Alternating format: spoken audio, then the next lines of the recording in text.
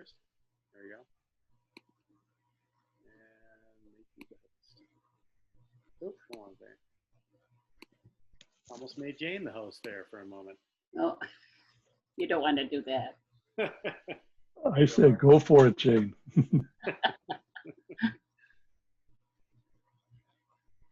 Okay, so we were on elementary supplies.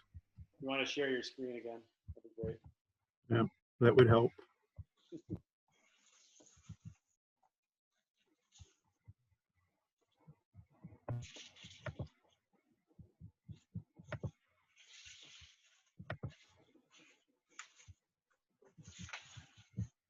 It's nice. I actually get to see it this time.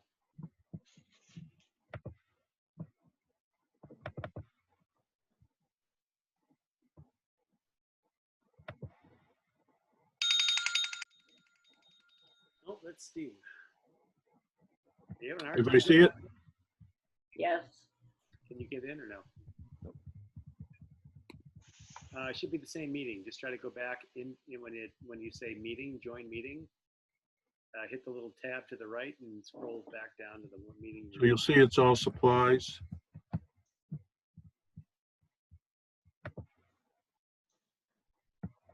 Try it again. And supplies are 2%. Yeah, I'm just wondering if Mark might have to actually let you in. It just let Steve in. You let me in. Okay, it knocked me out. And I only have about 15 minutes left, just a heads up. Well, thanks for Questions on elementary thanks supplies? for coming for as much of it as you did. All right, facilities.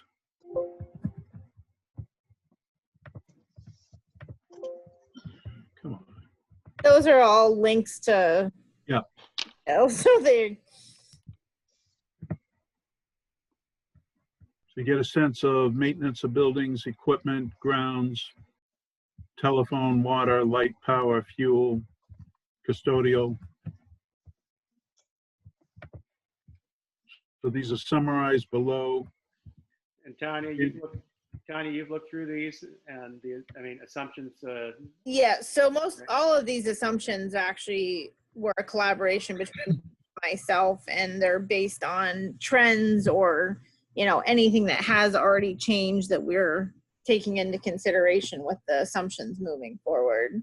You don't have any big capital projects We don't have any big capital projects moving forward. I mean, we tend to have a couple each year at the high school that the town support, but we don't have any huge projects in the near future. Nothing, no roofs, no anything major. Okay. And the towns take care of their own buildings, so major costs would be in town budgets, not in the district budget. Right.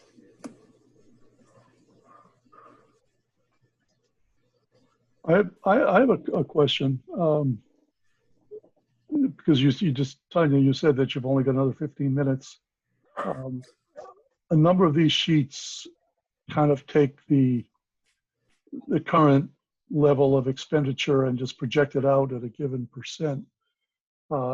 Now, at the beginning of the meeting, you mentioned that you don't actually foresee a do-nothing scenario because you expect the district to continue to try to make adjustments in order to basically be sustainable, stay viable as an educational district. How do those two things fit together? So just an example, some of the things that are coming down that we didn't do this year is we're looking at bringing our 6th grade up. One of the other things that I'm looking at is, things like insurance. We currently insure our retirees through GIC rather than through the Hampshire Trust. Don't ask me who made that decision to move them out there, but I just did an analysis recently. We didn't have enough time to do it before the end of the fiscal year with all the public hearings and different things that you have to make it happen, but we're looking at bringing our GIC insurance insurees that are retired back to Hampshire Trust. That could save us possibly $90,000 a year. So there's a lot of things that we continue to do as a district to make efficiencies and save money, but not all those things are known right now. We're just, we're administration that's been in the building 2 years, and every chance we get, we're doing what we can to make the district better educationally and financially. So it just sounds to me as a general comment that going forward, we may want to revisit this scenario, both to update with numbers from future years, but also to update assumptions based on what is or isn't happening.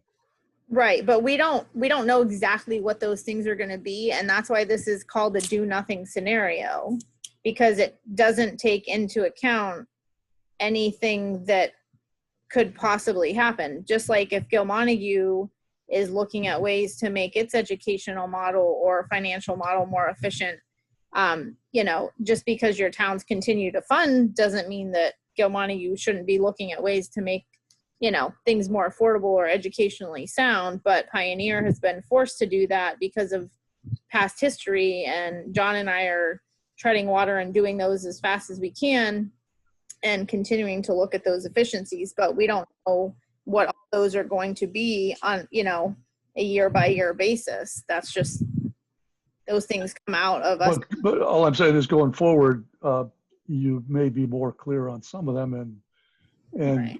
that knowledge can be used to update this. Yeah, I mean, it can be used to update it. Is it going to happen before June 30th? No, I mean, but as Well, I'm not talking about June 30th. yeah.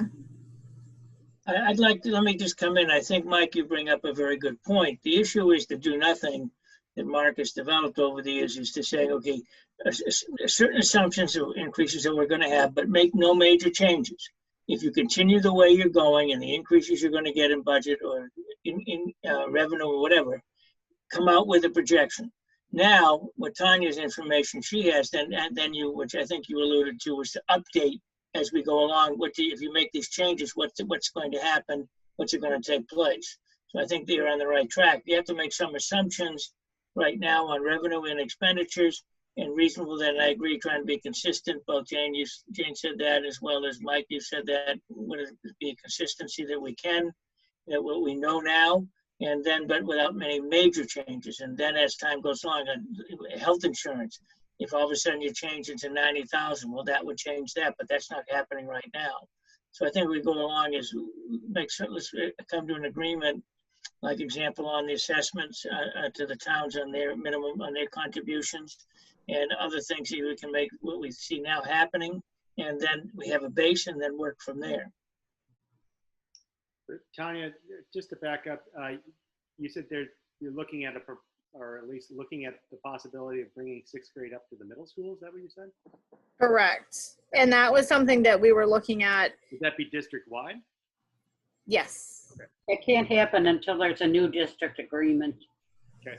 Well, it actually can happen because the state, as part of our current legislation, gave us approval to make those decisions. But when COVID happened and some other things in the district, we decided it was best for us to study it for another year before a decision was made. But the state has already given us the approval under our current legislation to make that move. Okay, Mark, have you got any further things to show us? Well, there's the other tabs, which aren't that many, some of which we already covered. For example, the SPED and the transportation and the tuition. Yeah. But you get the sense of how this is structured, where the assumptions are. I highlighted transportation, SPED, tuition, because not all the background was available to you at this time. And I felt that to be important, plus the E&D. So I know Tanya's got a few minutes left. What do you guys want to do? One of the things I'd at least like to suggest is that for this, this committee needs to come up with what are those assumptions on this do nothing model. We come to an agreement, here's what we think is the best assumptions we can make, And then you have that document, and then you can use that in the future and people can see. But I think that's part of your job on the finance committee, to come to an agreement on what are those assumptions you want to make. Yeah, I agree. And I think it's going to fall heavily on those committee members that are in the Pioneer District. I mean, I know the Gilmontague District much better than I know the Pioneer District. Gee, really?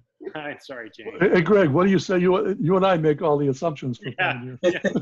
Mike and I have a lot of assumptions we can make on the Gilmontague. So, Well, we might be interested in hearing them. That premise is great. I would, Let's I save would that really for- like- I would like it if the committee sat down and really dug into that, but I'd like to do it just with the committee and in person rather than each from our own wherever. it's hard. Some things are easier to discuss in person, that's all. Well, and I think one of the things, going back to my point that, the towns really don't want their assessments to go up and have pushback, is that I think it would be good to take this spreadsheet, make a quick copy, and put in what a $0 increase in assessments would be to the towns each year, because I think it might be a big wake-up call to our school committee of, how much more detrimental the lack of funding from the towns is going to affect the education in our district. But being that said, if we merge with Gilmontague, how is Gilmontague going to, how is that school committee or merged school committee going to address the lack of willingness to increase the funding to education from the town side, rather than us just having to continually, cut to meet the needs of the towns financially? Because we're not allowed to have rainy day funds, so to speak, where, the towns are, not to say that they need to spend it all on education, but I think if you have two groups of towns that are trying to merge together in the schools, but their philosophies on supporting education are completely different, I think that's a whole different task that needs to be tackled. Because I think, excuse me, I think that's what the process that we're starting. And I think we have to go step by step. I don't think we can go to the last step and then try to work backwards.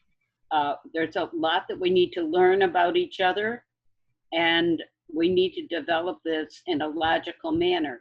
If we get to a point where we say philosophically, either education-wise or financially, we're never going to get together, then that's fine. It's a decision that we've reached. But we need to do it step by step. Yeah, I mean, I see this as a process of we need to have a baseline of assumptions for each district, because they are going to be different in terms of the do nothing scenario, partly because of the compact agreement and Gilmontague, and as well as the different aid that Montague is receiving, especially through the Student Opportunity Act. We're in a different financial situation, but then we'll need to see the projections that Mark's going to come up with a combined 6-town region. Mm-hmm. And then you're going to have those political, philosophical debates in terms of where the districts, how the districts perceive funding education. And then I think you're going to have to kind of work backwards in terms of, were the assumptions we made right? Do they need to be changed? How does it look in terms of a 6-town region? And is it even viable? Can I ask a quick question? And I don't know if this is for Mark. I don't know if it's for Steve. I don't know if it's for you, Greg, on the Gilmontague side.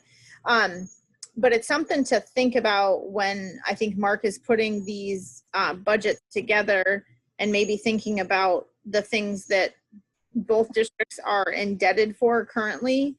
Because obviously Pioneer has the $453,274 annual renewable bond that will decrease at 1/10 over the next 10 years for the deficit that was on hand when I came into the district. But I do know that Gilmontague is also paying off a debt for a Medicaid issue, which is double what our debt was. would those towns individually assume that portion of the budget? I'll answer that.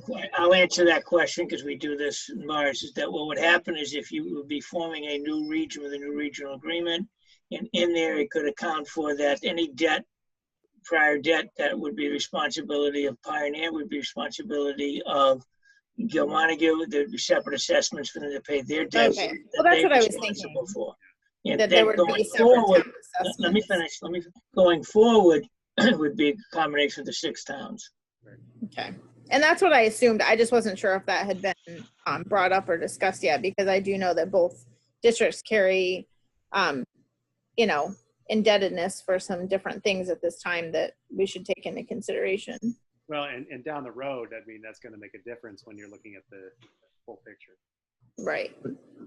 Yeah, I'd like to just follow up a little bit on Greg and Jane's point that I do think that we need to run some different scenarios.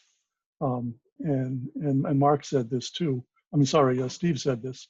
I don't see that happening by June 30th, though. So I don't think it's a concern that we need to get our assumptions nailed down. I think what we should be doing is getting a sense of what the assumptions are that we'll want to discuss going down the road. And I think we're doing a reasonable job of doing that.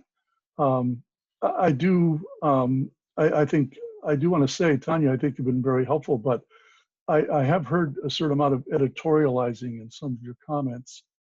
And I'm a little uncomfortable hearing that towns and Pioneer aren't interested in funding education. I'm not sure if that's what you meant to say, but it's what I heard. Well, we've had a very difficult time getting them to support. And well, I understand that. May I finish, please? May I finish, please? I heard the same type of comment from people on the Gil Montague School Committee about 12, 15 years ago. And after some conversations, we all came to a realization that everybody wants to fund education, but it's a question of how much you can actually afford to do. And I don't know if that's the case with Pioneer, but I just wanted to bring that up because I think that going into this, assuming that some groups simply don't want certain things to happen when we haven't actually heard from those groups. I don't know how the Pioneer towns feel. And I would be interested in hearing more before forming any opinions about that. So I think my goal coming into this is— Can I just respond to Mike's thing real quick too, that I did work on the town side as well. So I understand the town's finances. I understand tax levy and capacity and all of that. So we are trying to work with the towns on those things.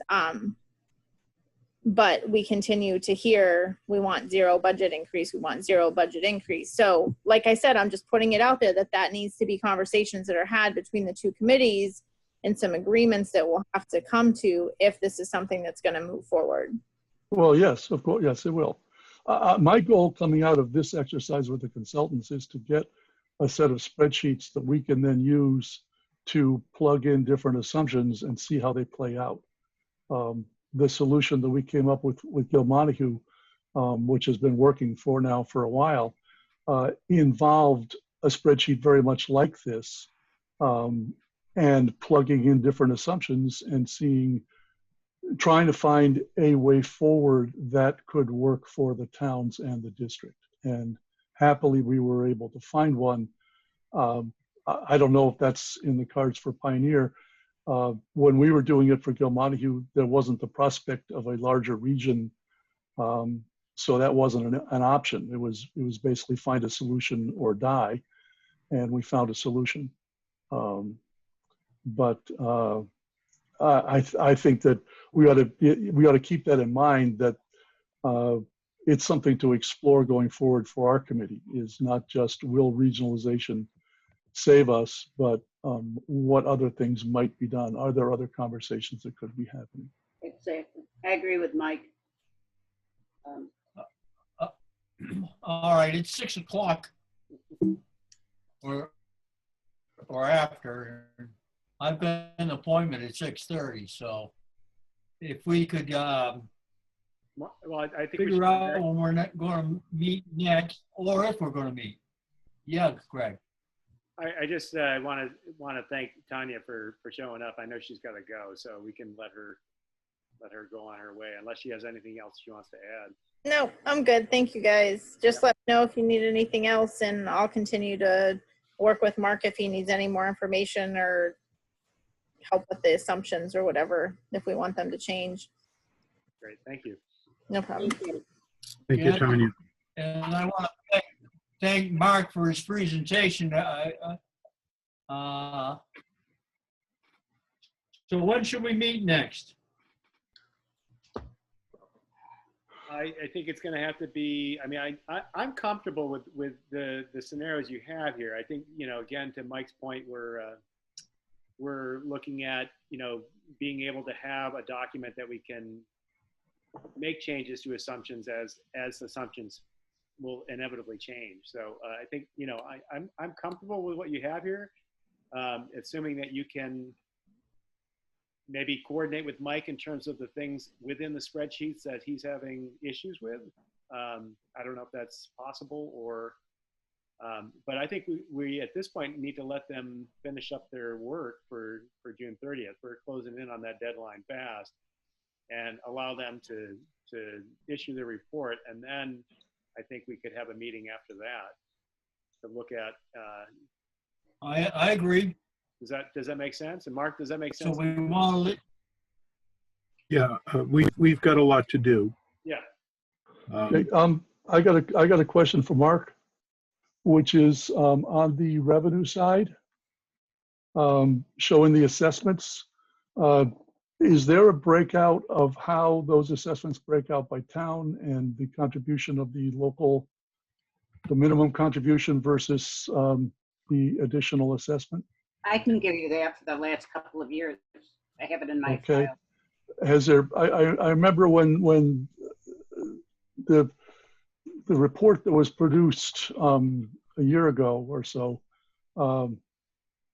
seemed to show going forward assumptions about that sort of thing, as I remember. Maybe I'm wrong, but I was just wondering if that was part of your plan.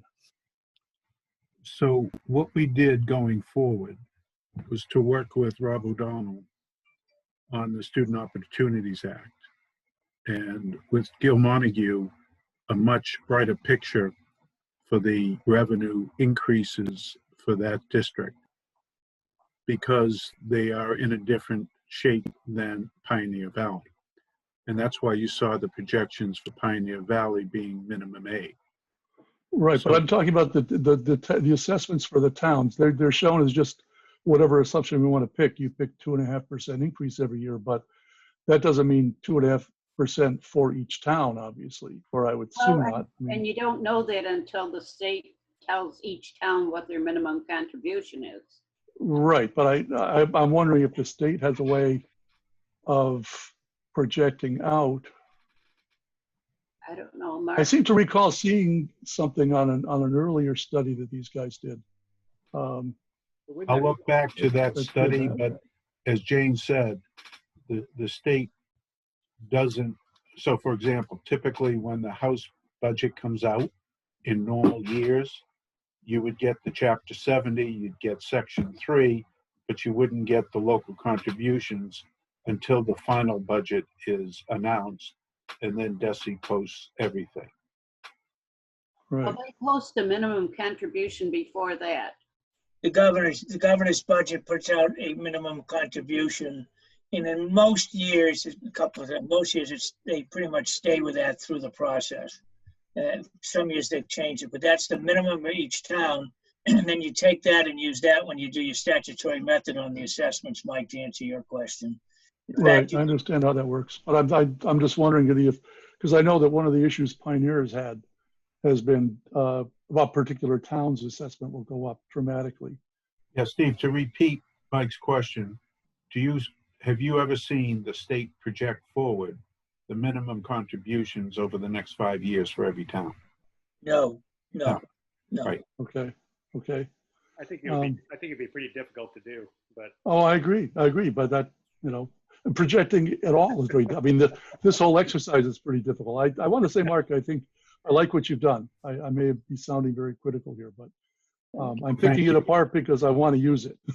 Well, no, I understand that. Can We you try to agree? set up the spreadsheet to be user-friendly, but there's some constraints in the way Pioneer Valley has set up their details, et cetera.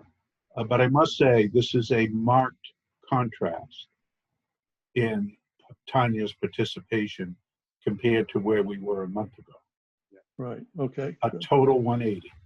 And I just want, Have you done one of these for Gil Montague? yes, Yeah. Do we get it? Yeah, we have it. We have it? I will have to look. that seemed like a month ago. Yeah, that was Okay. the one where we saw the projections of the added sort of 400,000 for each year. Okay. I remember seeing it on the PowerPoint, but I didn't remember getting a spreadsheet. Okay.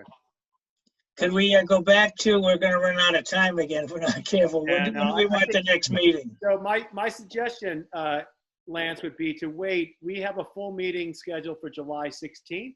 And I think that would probably be best to have that have that first and see, where the full board lands on the report if it's done by then.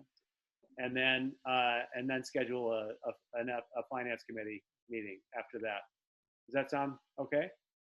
That sounds fine, except that Sounds good to me. I'd like to see the committee have some working sessions where we are sitting around the table with one person's computer and a copy of this, and we put some assumptions in and talk about our problems and our ideas in getting these projections where we think they'll be helpful. And I don't think that's dependent on getting the full report. I think it's a process of the committee working together and taking our strengths so that we can contribute fully to this process. But I think the committee at this point has a better appreciation of what the numbers might look like going forward. Yeah. In a do-nothing scenario, and how we arrived to that point. But that's different than the combined high school, the combined region. Mm-hmm. And those numbers will be based on fiscal 21 numbers. Right. Well, and it's a Herculean job considering all the variables in this, especially with the pandemic and everything else. So thank you for We're doing our best. Yeah, there's a lot of just throwing darts with your eyes closed, I know. So. But I mean, I like Greg's suggestion. We wait till the July. I just feel more comfortable waiting to have a full board meeting, and then I hear what you're saying, but I also am concerned about in-person meetings still. It's not we still have the pandemic sort of raging at this point, so maybe by that full board meeting we'll have a better idea as to when we can actually have in-person meetings. That's not okay? Yes. Well, I think it's different trying to have a 4-member committee, or are we 4 or 5? 5-member committee. Find a room big enough to socially distance and a true. What are we? We're 12 or 15 members. So that's different. I feel I would like to see at least a draft of their final report before we meet again. And I don't assume we'll get that much before the 16th of July. So I think we'll wait until after the 16th of July full board meeting, and then at that meeting we'll decide what day we want to meet. And we could probably meet up at the Leiden town offices. We've got a very large room where we can social distance and beat our brains out. Anything else that we need to discuss? If not, I'll take a motion to adjourn. So moved. Second. It's been moved. Thank you, everybody. Moved by. Yeah. Thanks to Thank Mark you. and Steve and All those in favor, aye. Good luck with the rest of your work. Thank you. Thank you. Thank you. Okay, bye-bye. Thanks, Mark and Steve. Bye-bye.